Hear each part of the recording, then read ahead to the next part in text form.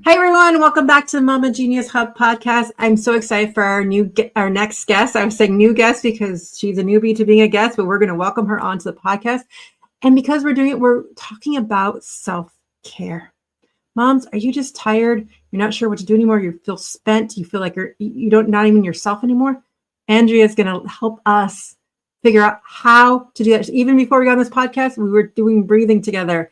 It's so necessary. We're going to get started right after this. Welcome to Mama Genius Hub podcast, where we support moms with big dreams from entrepreneurship to personal aspirations. I'm your host, Michelle Kaiser, and I'm here to help you unlock your potential in all areas of life. Join us as we explore strategies for thriving in motherhood while pursuing the dreams, the key to actually unlocking your genius. Subscribe now and embark on a journey to realize your fullest potential. Andrea Floyd is a nurse practitioner who acquired an MBA. She's a mother, transformational coach, speaker, and writer. She's collaborated with Hamilton Region Indian Center in Hamilton, Ontario, Canada to assist a published Indigenous mom and baby research to study the unexpected benefits of decolonized knowledge translated initiative for Indigenous mothers participants. My gosh, we're going to get such a wealth of knowledge today. She's also passionate about enabling the voice of marginalized populations and influencing mothers to prioritize self-care and to put that oxygen man on first. It's not just a saying. Let's figure out how we're going to actually do it first so they can show up for their best selves, themselves, their children, and their relationships while positioning themselves for their purpose. That's what we're having on here because she's a perfect person to show us how to do that on the Mama Genius Festival. Welcome to the stage, Andrea. So excited to have you here today. Hi, Michelle. Thank you. I'm really excited to be here. Thank you for inviting me to your home. I'm so glad you accepted because I was like, we need to get people out there doing this, getting our voices out there. We need to get that message. And you had such a vital message that I wanted to make sure we got into this because we hear that saying all the time. You got to put your ass in your arm first. It's so much so that it feels like you don't even hear it anymore. And so before we dive all into, what is your why behind wanting to do this? Well, I always took my self-care for granted. For many years, I took it for granted. Every breath I took, every step I took, every move I made, it was all taken for granted. We have a tendency to see self-care as some sort of an act that is a selfish act. However, self-care is necessary. It's necessary for self-preservation, self-respect, and self-compassion. And so necessary for us to put the oxygen mask on ourselves first so that we can be our best selves, like you said, to show up for others, for our children, and for others in other relationships. And so that is why my passion is about, sharing my story so that I can empower others to step up and choose self-compassion, rise up and choose self-love, and to just wake up and choose self-care. And not just self-care like where it's just, I did some exercise or I drank some water. It's about a holistic approach to self-care. So mentally, emotionally, physically, and spiritually as well. All of those aspects for the whole self is a part of our self-care journey. I love that so much, how you dive into the different aspects of self-care. I mean, sometimes you think, it's just going to get your nails done. It's taking time away from the kids. But it's so much more impactful than that. And I love that how you said something, you said it was necessary for preservation. Was it self-compassion and self-love, or did I miss one in there? Yeah, self-preservation, self-respect. Self-respect. So you're respecting your body, respecting yourself. Yes. I love that so much.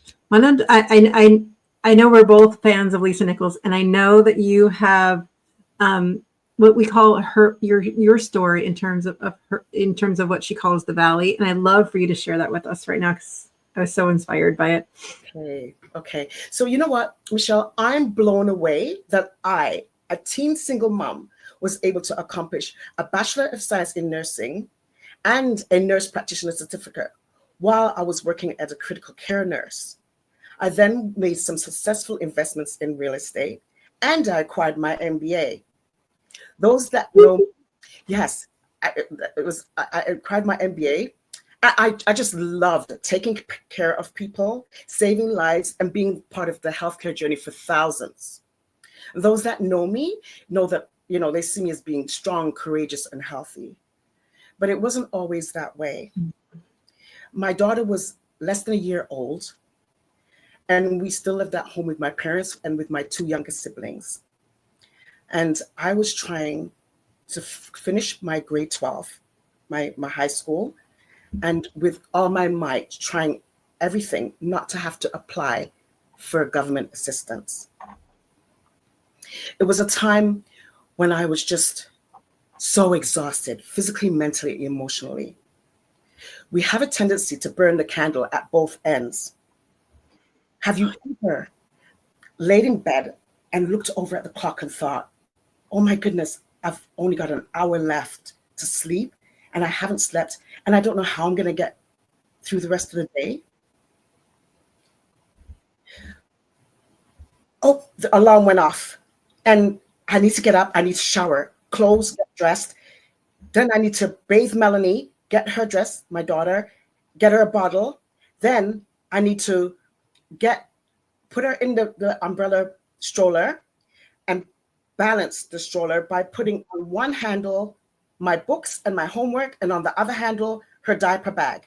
And then I would race 7 to 8 blocks towards her babysitter that was en route to my school, my high school. And we did that from day in and day out throughout the week. On the way back, pick her up, get home. Thank goodness my dad always had our meals ready and we would sit down and have dinner together. But then an hour later, the cleaning company would come and pick me up so that I could go and clean offices in the evening. And then the next day, we'd do the same thing for all 5 days of the week. There was one day I was racing the 7 blocks. We're just racing down the street. And I'm faster and faster. Melanie's enjoying it. She's like, wee, faster, mommy. Mm-hmm. And I'm going faster and then clunk, clunk. Oh my goodness. I looked down. The wheel on the back right wheel of the umbrella stroller had broken, snapped right off. I picked up the bags that were on that side, put it on all the bags onto the side that was still good with the 3 wheels, and went on my way. Thank goodness I only had 1 or 2 blocks left, but I navigated and went the rest of the way. What I learned about that story is that staying in motion, perseverance, and just keeping in motion yields results. It was just amazing when I reflected and realized that the perseverance and the motion and consistency yields results. I also learned that it takes a village actually to raise a child and to raise children. All the resources that you need is important, including if you need government assistance. And I learned that self-care is vital because you cannot take care of your children or serve others if you're not taking care of yourself. That's so true. I can so picture that. We'll be back in the moment. Just get right into all the self-care and how to do it. Attention mompreneurs. Do you feel like you're constantly juggling the responsibilities without a moment to yourself? It's time to pause and reflect with our Mama Genius quiz. Tailored for busy mamas like you, this quiz will help you identify what's blocking your path and inspire you to harness your unique strengths, transform how you manage life and business, find your rhythm, and ignite your joy. Visit mamageniushub.com today to discover your Mama Genius. And that's mamageniushub.com. And we're back. Oh, I'm just so blown away by all the things that you had to juggle. And here you sit ready to dive into, let's put the oxygen mask on ourselves. And I want to just start directly with what we want, just to take a moment to breathe together, just like we did right before we start this podcast. I think the fundamental step to self-care is starting with knowing how to oxygenate your body. And you being a nurse and holistic practitioner, like, I think you are the key to get us started right away. Okay. So many, interestingly enough, many of us really don't know how to take a deep breath the way that it's the most efficient and beneficial to our bodies. There was research done. There was 537 students in a college that they researched that they were, if they went out and took 20 minutes of fresh air breathing in, that it revitalized them and boost their vitality levels. So oxygenation and getting outside and taking big breaths is really key and important. What happens is when we're breathing, usually ordinarily, it's at a subconscious level. It's at the pons level of the brain, and it just happens subconsciously. You're not even realizing that you're breathing. We're not paying any attention to that. But when we get intentional about breathing, now the autonomic nervous system kicks in, parasympathetic nervous system kicks in. And that's why you get that relaxation and that anxiety level calming effect that comes in from that nervous system kicking in. And so it's important I do the number, like many people do 4, 4, and 4, because you can remember to take a breath, count 4, like hold it for 4, and then expiry for 4. But what I do is to breathe in for 4. So you take a big breath, but you put your hands on your stomach, then you know that you're breathing the correct way.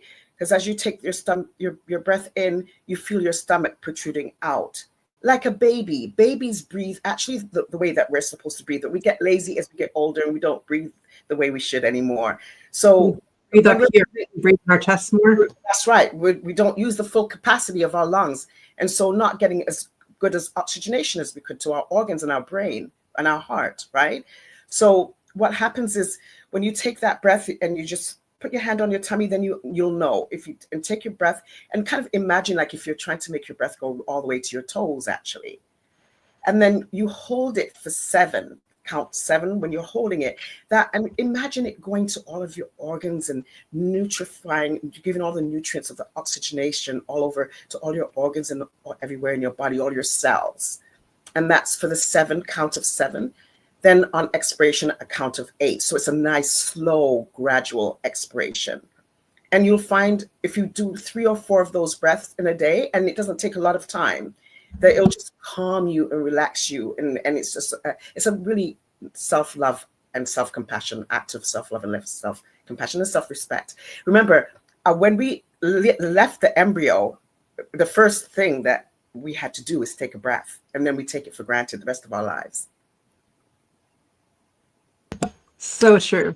Well, can you lead us through a breath together? And if you're driving or listening to this, you don't need to do it, but just hearing that and knowing, a lot of us might have heard of Brock's breathing, like you said, that the 4, 4, and 4. So here's an extension on that. And I love how you have us put our hands on our belly, because sometimes you think we're taking a deep breath, but if you feel your shoulders and your chest moving up and down, you're not getting deep enough.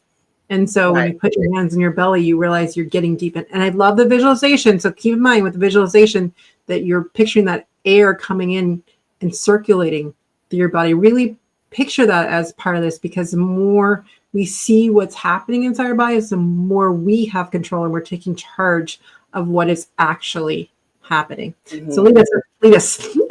Yeah. Okay, so we'll do it now then. Okay, so we'll breathe in and we'll count to 4. So close your eyes and breathe in and count into, 1, 2, 3, 4. Make sure your hands are on your tummy and you're feeling it protrude. Okay.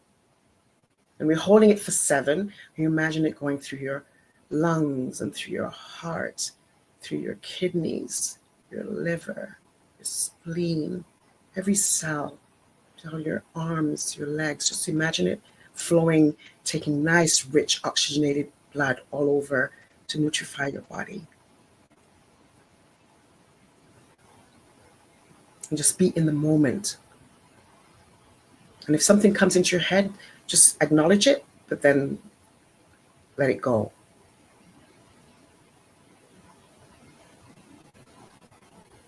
So when you count to 7, then on expiration, we're counting to 8. So it's a nice slow and gradual expiration. So that as the oxygen, the blood is, and the breath is leaving your body to come out, then it's a nice slow, gradual experience. I love that so much. I do it twice with you now, and I feel you can feel the difference when we sit in that moment for just even. I mean, this was less than a minute.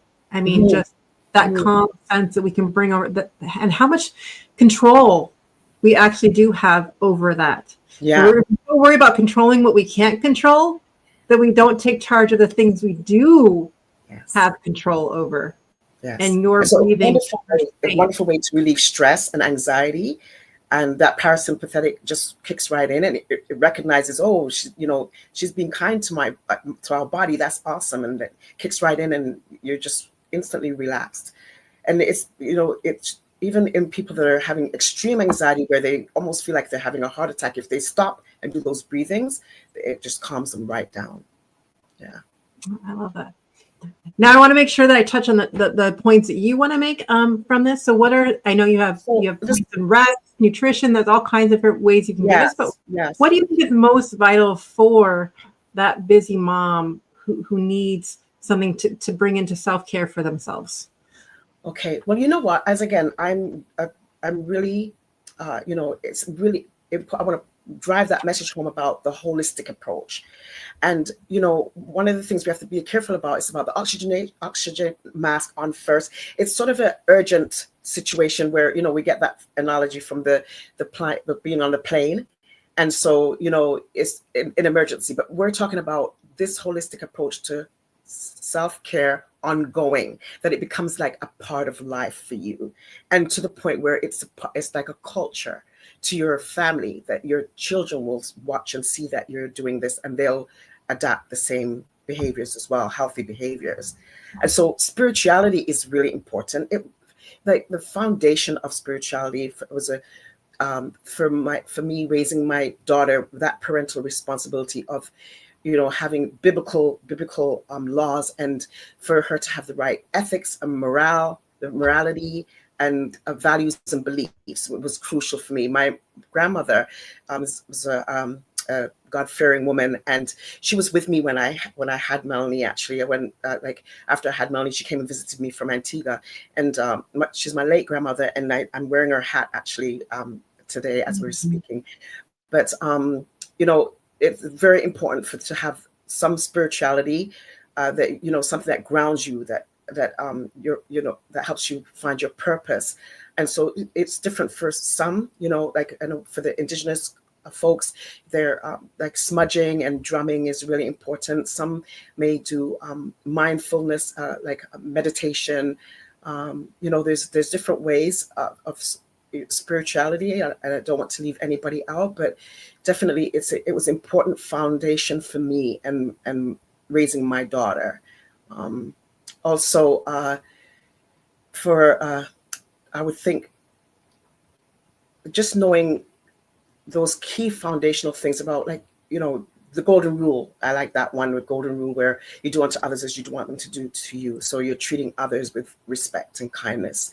It's really a big one in my house. Yes, and your own body and yourself. Exactly, self-respect as well, for sure. And I love that too with the kids, when you remind them. I'm like, it's not how you want them, like, you to be treated because of what happened. It's like, how do you want to be treated no matter what? And that's always the thing, because when like one of them snaps, they're like, well, they snapped at me first, so I just reacted to that. I'm like, that's not what it is. It's how do you want to be treated? That's what you put out there. Yeah. No matter what other people do, you have no control. Again, back to the idea of control. We have no control over that. We only have control over what we put out. Yes. And just to remember, like what I said about you're developing a culture within your family, which is really important, like the values and beliefs of your family. I had no idea, on reflection, I realized that I didn't have any idea that my response, not reaction, but response to that wheel breaking off on that stroller, that planted the seed for my daughter to gain those characteristics of having grit and resiliency and perseverance. And she has those characteristics. And I love those characteristics about her. But like, you're your children's mentor. You're the first mentors that they have. And so you're not, you don't realize how significant and important it is how you're take care of yourself and how you respond, and how you build relationships. All those things matter for raising your children. I love that you brought up that reminder, and also leads me back to the idea of like, we are the role models for them. Mm-hmm. And so, and honestly, they don't care what we say. They care what we do.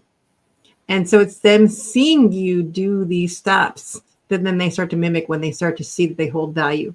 Otherwise, I see a lot of times it's kind of that hypocritical idea of like, oh, do what I say, but that's not what I do. And there's that disconnect, I feel, between that. But when we just start living in ourselves and showing our own genius, showing all these things of who we are, inspiring them to figure out who it is with them, and making their choices, because we're not always there around them. Right. And mm-hmm. They're at some point going to be having to make their own decisions. And how do you want them to be modeling for themselves or for others? Yeah. So the G in your genius will helping your child find their genius. That's what it reminded me of. Like, when my response to that wheel falling off, Melly has that, it helped her to understand that genius, but that just overcoming and just following through and just being consistent, and having perseverance and grit and resiliency. So yes, it's building those characteristics that will help you find your genius for sure. We're running out of time a little bit, so I wanted to kind of ask. So, in terms of like this holistic approach, I love how you're describing this. What would you say could be a first step to a mom wanting to bring this into their family? What would be their first step to take after listening to this?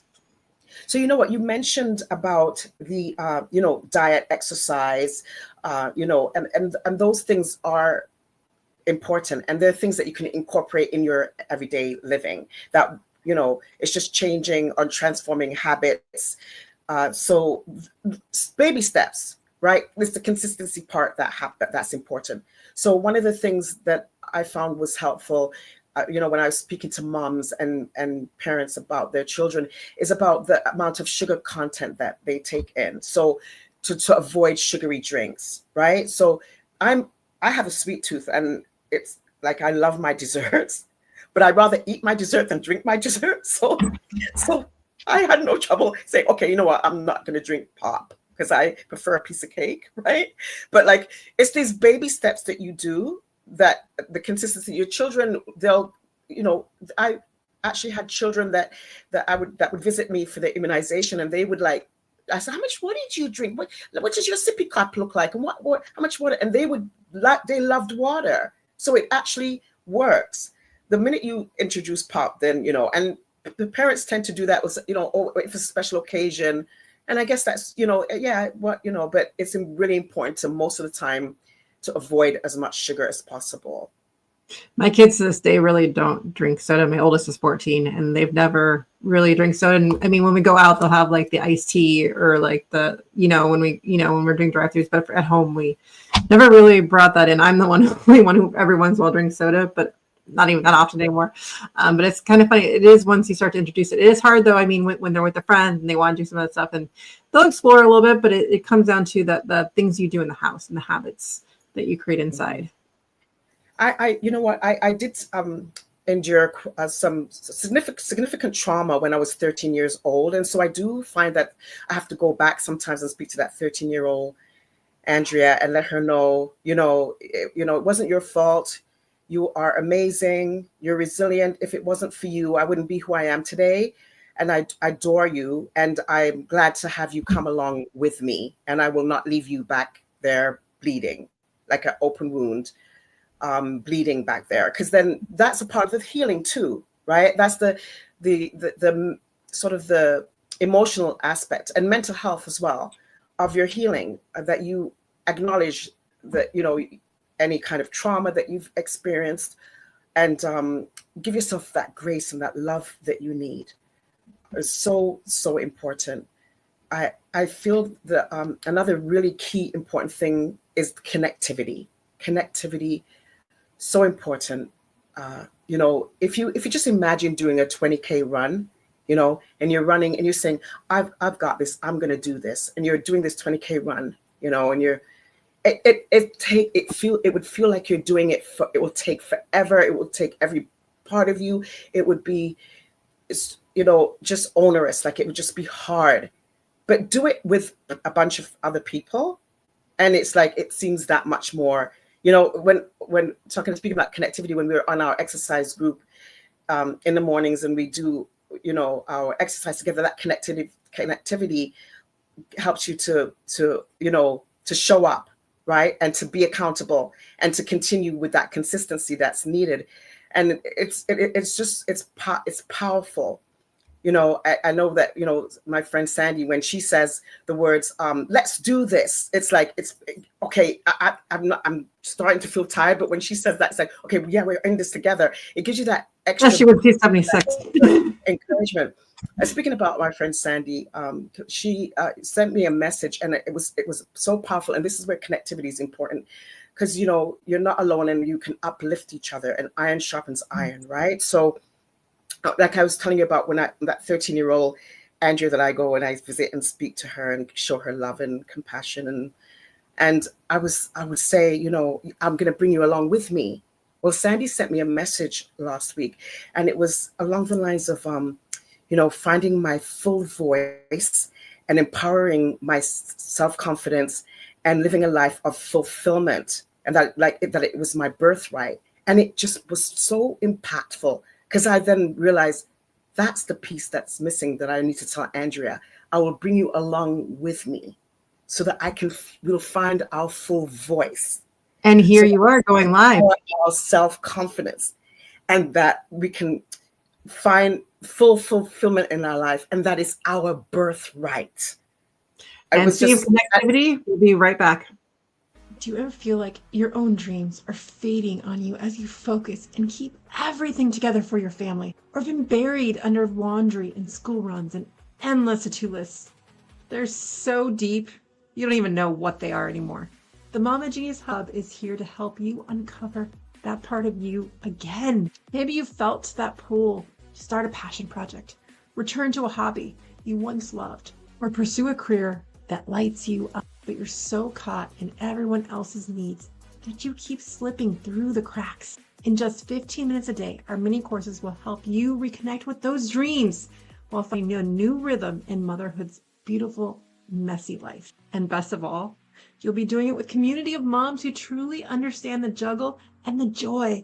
The Mama Genius Hub is a community who've been there and are here to support and inspire each other every step of the way. It's time to rediscover your spark, live in your genius, and inspire your kids by showing them how to follow their own passions. Join the Mama Genius Hub today and start creating space for you again without guilt for doing it solo. Come to www.connectingmamas.com for more details. I wish we could keep going on, but we have to almost time to wrap it up. So Our final question for you today is, what is a common misconception about motherhood that you think holds many moms back from really stepping into their genius? Okay. So first, I just want to say one more thing about the connectivity. Is the oxytocin hormone, the feel-good hormones that get released when you have that connectivity, and relationships really important. And it's at the brain level that it helps. So it helps with your healing as well. And the question you said was a misconception. For me, a powerful one that I can think of is when you think that you have to wait till you've raised your children before you can live out your purpose or follow your dreams. This is huge, because I know that my daughter got more out of watching me go after my purpose and my dreams, that was more impactful to her, watching and seeing my behavior, than anything else. And I did not want to have her hear me say things like, oh, if I had the opportunity, because your children hear you. They see between the lines. If you're not happy, if you're not living your purpose, you're saying things that they might even feel that it's their fault. And I was not going to let that happen. So I followed my dream and my purpose. And I know that it impacted her greatly, because she does the same thing. I love that. And I like to always say that when I started my journey, I kept thinking, what am I going to take away from my family? But I never asked the question, what am I going to give my family? Right.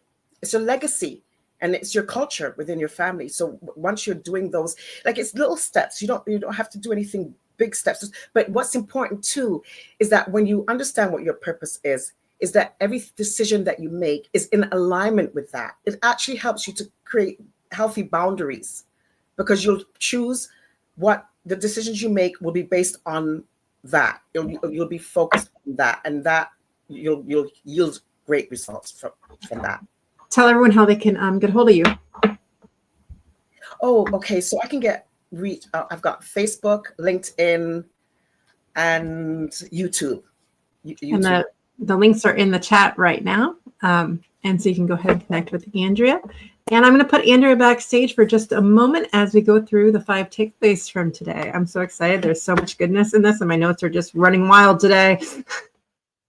So we got takeaway number 1, where she was just talking about how self-care is not a selfish act. It's necessary for perseverance, for self-compassion, for self-love, and self-respect. We need to show up for ourselves mentally, emotionally, physically, and spiritually. That takes us into takeaway number 2.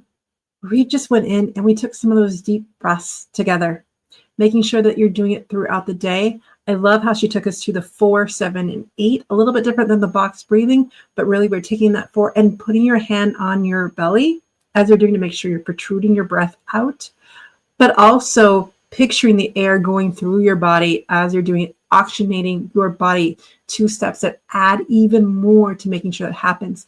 Really helps bring that calmness out of you. That takes away us in takeaway number 3, where she's talking about it's a holistic approach to self-care, that making it part of your life, really developing that culture also in your family, putting those ideas of spirituality, ethics, values, and beliefs all into that as well. And looking for that spirituality as well as figuring out where to start for you, whether it's drumming, meditation, following the golden rule, figuring out what does that mean for you, for your family, and really making that consistent move. Which then takes us into number 4, which is those small baby steps, right? Transforming habits consistently start with 1 step at a time. So it could start with that first decision of how do I bring more spirituality into my home, or how to take some sugar out of the house, right? She talked about removing soda from the option, or the juices, or those things that we don't need to necessarily drink, but having more water in our life. So I love how she wrote, she likes to eat her desserts instead of drinking them. So just things to think about as we just make those perspective shifts on what is going to work for you and your family. Again, take the things that feed into your intuition that move you forward. And then that brings us into number 5 is that connectivity piece. First, the connectivity to your younger self, where you're giving yourself grace and talking to that younger self that might have gone through trauma, might have been told no, might have been told things that stopped you from thinking you could do it now. Give that younger self some grace, but then also the connectivity to adding the oxytocin as you do things as a community. Finding, as we're in an exercise group together in the morning, finding stuff that you do in community to move yourself forward, giving that accountability and to make it more fun, which then gives us back to, why don't you come join us in the Mama Genius Hub where we can do motherhood together. So Andrea, let's bring you back for your final takeaway for today. It's important to understand that you can be the CEO of your health, and so that you take control of your outcome, your health. It's your journey. It's your story to write. There's some things like social determinants of health. You'll hear this kind of talk where they talk about health is impacted by education, your occupation, your gender, your ethnicity, and your race. And this is a social construct to say that you're impacted by discrimination and oppression if you based on your those things.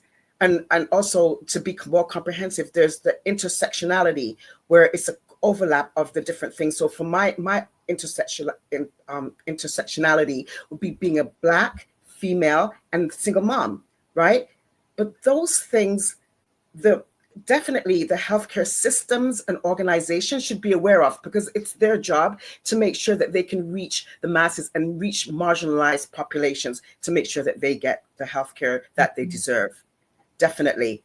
But for you, as an individual, you can make a difference and impact your life by being CEO and taking good health, good care of yourself holistically, because it's all interconnected, spiritually, mentally, physically, and emotionally, because you deserve it and you matter. And you'll be able to pour out and show up your best self for your children and for all who you're connected with. Oh, I love that so much. And I also loved how you were talking about the word control in there, as well as I forgot to mention that in my takeaways, but remember the things that we do have control over. We have control over our breath. We have control over our visualization. Start by taking control of the habits and things that you do instead of worrying about the things that you don't have control over, and see where it takes you. And we'll see you on the next episode. Thank you, Andrea, so much for joining us today. Bye, everyone. Thank you for joining us in today's episode of the Mama Genius Hub podcast. If you found value in our conversation, please share this episode with another mama who might benefit. Sharing helps us build a supportive community and reach out to more mamas like you. After all, it's more fun when we do motherhood together. Until next time, stay motivated and continue to pursue your dreams as you shine in your genius.